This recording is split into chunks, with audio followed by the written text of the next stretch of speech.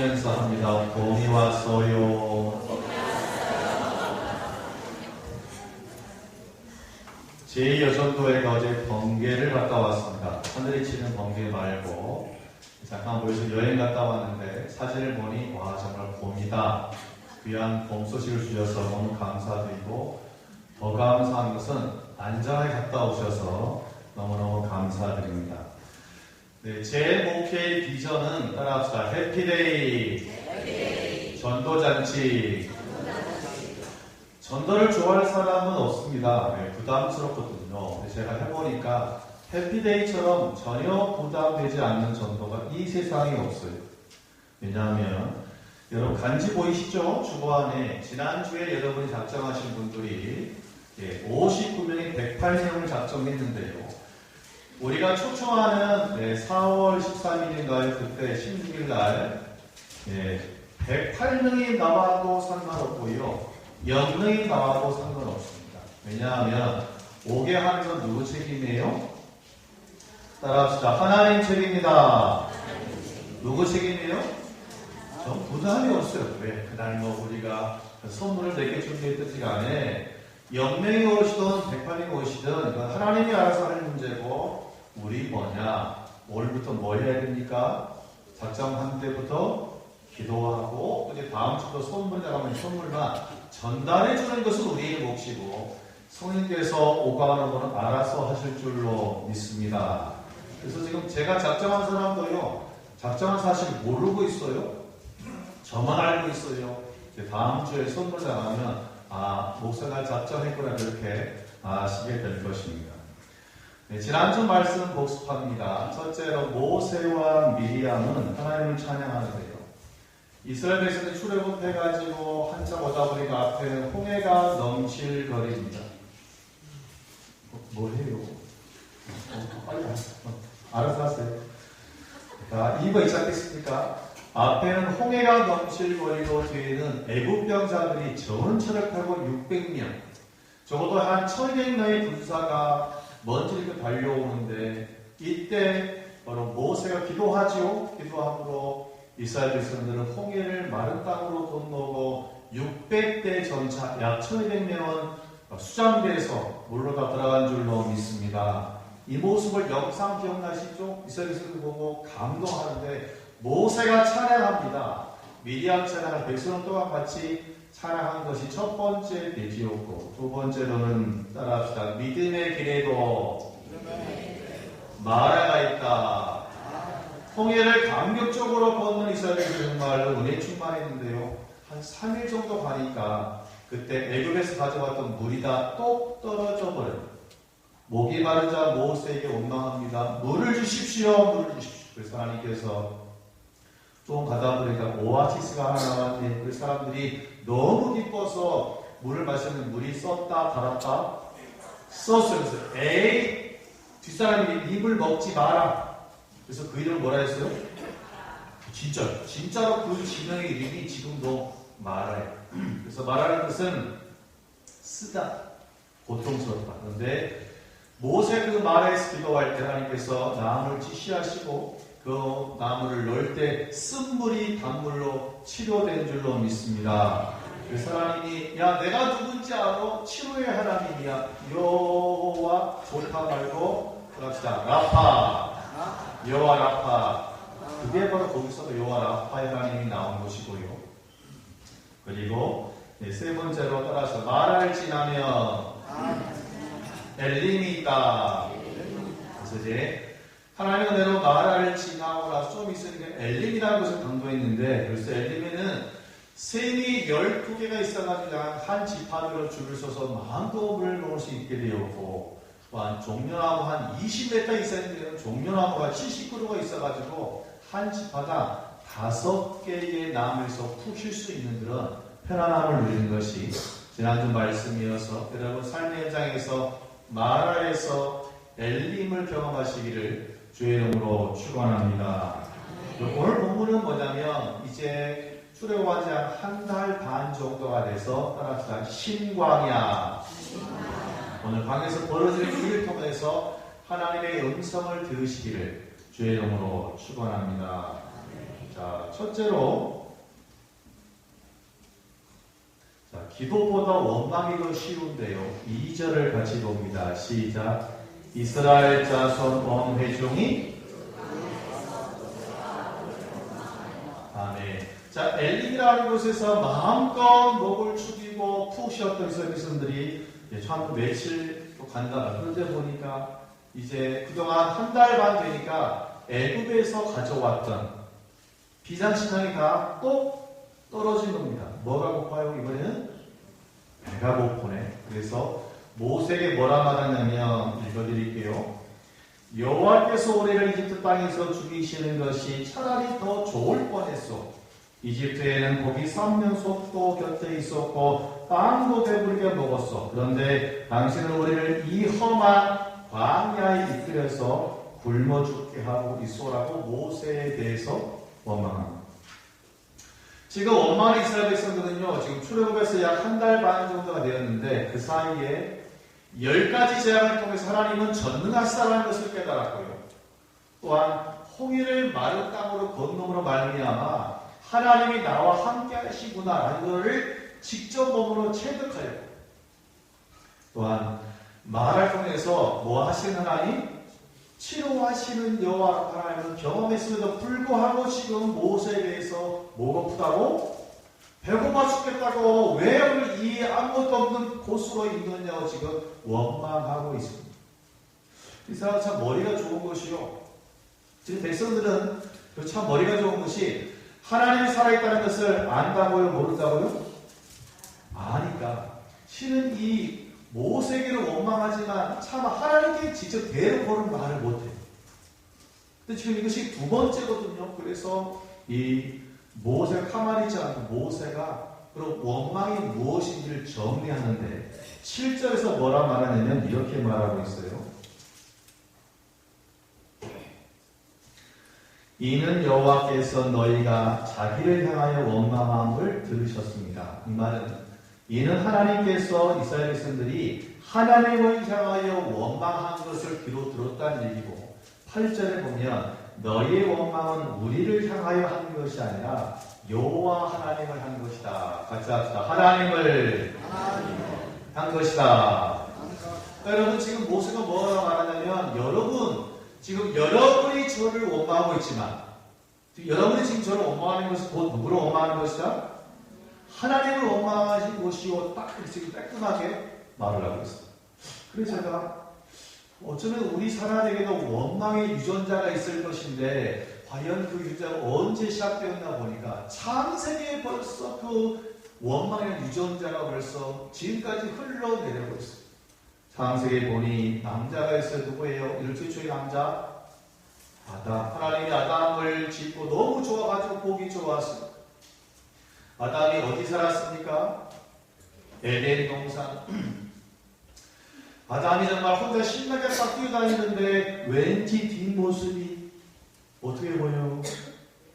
쓸쓸해 보여. 하나님이 아담을 전신마취 시키시죠? 그리고 배를 쫙 짠 다음에 뭐를 하나 빼요? 갈비뼈. 그래서 누구를 만듭니까?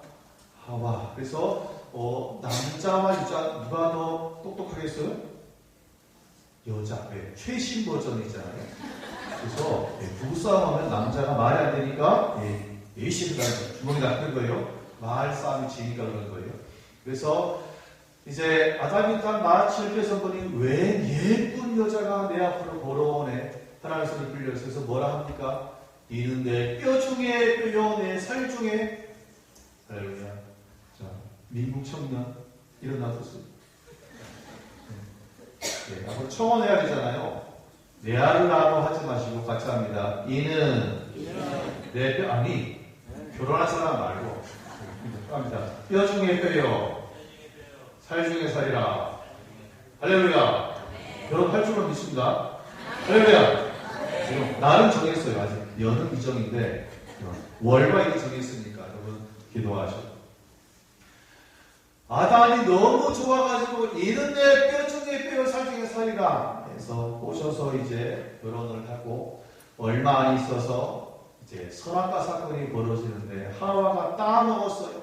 그리고 또 이제 아담 불러서 따먹으려 하니까, 주려 하니까 남편이 쉽게 먹습니까? 안 먹습니까? 안 먹지요. 그러자 여자의 최대의 눈물, 알죠? 무기, 눈물 흘리면서 당신 나 사랑해, 그래요. 그러니까 아담이 약해가지고 선악과를 따먹지요.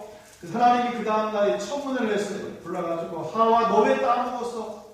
저 뱀이 저를 이렇게 따먹었는데 알았어. 다음 2번 나와. 아담 너 왜 따먹었어? 아담이 뭐라 말했냐면 하나님이 제게 만들어준 저 여자 때문에 제가 따먹었습니다. 이것은 지금 누구한테 원망하고 있는 거예요? 하나님 왜 잘생긴 저를 왜 괜히 하와를 만들어서 제가 범죄하게 합니까? 라고 지금 아담이 하와에게 하나님께 원망하고 있어요. 그래서 실은 그 원망의 유전자가 이 원자와 더불어 지금까지 우리에게도 쉽게 내려오고 있다라는 사실입니다. 그런데 중요한 것은 오늘 우리도 주의를 감당하다 보면 일이 잘 안 되면 사람을 원망하기 쉽다 그럴까? 쉬워요. 누가 그런 줄 아세요? 옆사람 쳐다봅니다. 감사합니다. 저의 얘기입니다. 앞사람 보시고 합니다. 네 얘기입니다. 할렐루야. 저도 그런다니까요. 이것이 아담 때부터 계속해서 내려오고 있어요. 저도 오는 것 같아요. 무서운 것은 뭐냐면 우리가 사람을 원망하죠. 결국 그것은 그 사람만이 아니라 하나님을 원망한다는 무서운 사실입니다. 여러분 우리가 문제를 안 만날 수는 없지만 문제 가운데 사람 원망하지 아니하고 하나님께 기도하는 여러분 되시길 주의 이름으로 소망합니다. 오늘 지금 이 안에 목사님 저 오늘부터 사람 원망하지 않고 하나님만 바라보고 기도할게요 라고 결단한 사람이 있으면 얼굴을 보여드리겠습니다. 옆 사람 봅니다. 감사합니다. 당신이었군요. 할렐루야. 제 말도 모르는 사람 처음 나온 분이에요. 이해하시고. 둘째로 하나님은요 놀랍게도 원망도 들어주신대요. 4절 시작. 그때의 여호와께서 보라 하늘에서 양식을 비같이 내리리니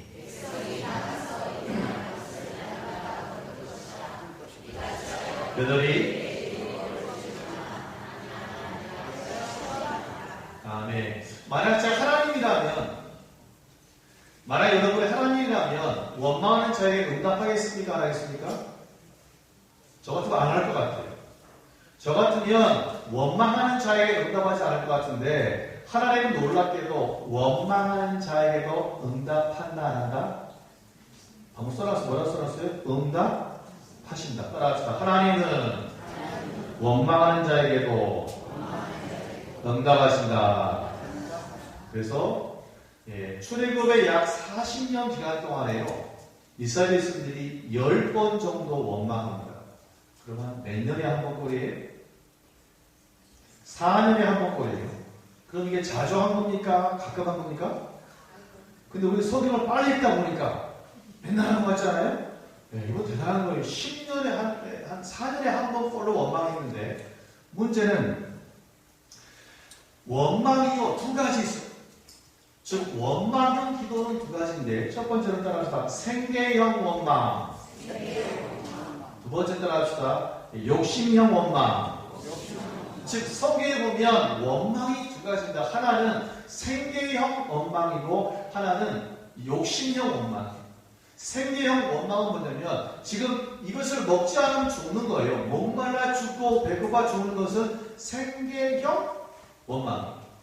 그럼 사실은 이러한 원망은 하나님께서요 그냥 금방금방 들어주세요. 신기하게. 비록 원망할지라도 생계형 우리가 살아가면 정말 필요한 것들 하나님께서 어디서 죽는다면 주시는데 반대로 욕심형 원망은요 이것은 있어도 되고 없어도 되는데 욕심 부린 경우 하나님 그냥 두잖아요.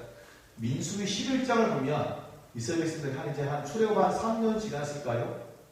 만나를 먹었는데 한 3년 정도 먹으니까 좀 질리다 봐요. 2년 말씀드리면서 뭐라고 하냐면 모세에게 생선 좀 먹게 해주세요. 생선, 오이, 참외, 부추, 파와 마늘을 달라고 시위하니까 하나님 그날 저녁에요. 매출하기를 엄청나게 지내다 막 매층 한 1.2m 한 3m로 막 매출하기를 해가지고요. 이 사람들이 신나가지고 막 이제 구워가지고 딱 입에다가 넣어서 딱 이게 이빨에 씹기 전 하나님께서 천사를 보내가지고요. 거의 한 수만 명의 사람을 죽여요. 그래서 여러분 따라합시다. 욕심이며 원망은 징계를 부른다. 그래서 우리 생계형 원망에 대해서는요, 징계하지 않아요. 그냥 응답하세요. 그래서 4절을 제가 볼게요. 내가 너희를 위하여 하늘에서 비를 내리듯, 뭘 내리듯? 양식을 내려줄 터이니 백성들이 날마다 나가서 그날에 필요한 양식을 거두도록 하여라. 이 일로 백성들 내가 가르친 대로 하는지 안 하는지를 시험하여 볼 것이다 라고 하나님께서 말씀합니다. 하나님께서는 모세가 하나님 백성들이 배고프대요 말하기 전에 먼저 하나님께서 응답했다는 사실입니다. 그런데 물론 하나님께서는 원망하는 것도 응답하시지만 더 좋은 것은 무엇일까요? 원망 대신에 뭐 하는 거? 기도한다면 그것이 얼마나 더 귀하고 복된 일이겠습니까? 그래서 구약성경에 때 말하는 시편 40편 1절을 보니까 내가 여호와를 기다렸더니 귀를 기울이사 나의 부르짖음을 들으셨도다. 할렐루야. 마태복음 7장 7절 구하라 그럼 너희 주실 것이요 찾으라 그러면 두드리라도 너희에게 그렇지. 할렐루야. 그래서 여러분 성숙한 신앙인은 원망하는 것이 아니라 기도하며 응답받아야 될 줄로 믿습니다. 옆 사람 보시고 합니다. 원망하지 말고 기도합시다. 할렐루야. 셋째로 같이 합니다. 응답 가운데 순종을 배우라. 자, 13, 14절을 봅니다. 저녁에는 메추라기가 와서 아침에는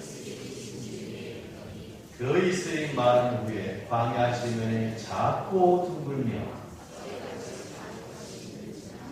아멘. 하나님께서는 원망하는 기도도 들으신 줄로 믿습니다. 할렐루야.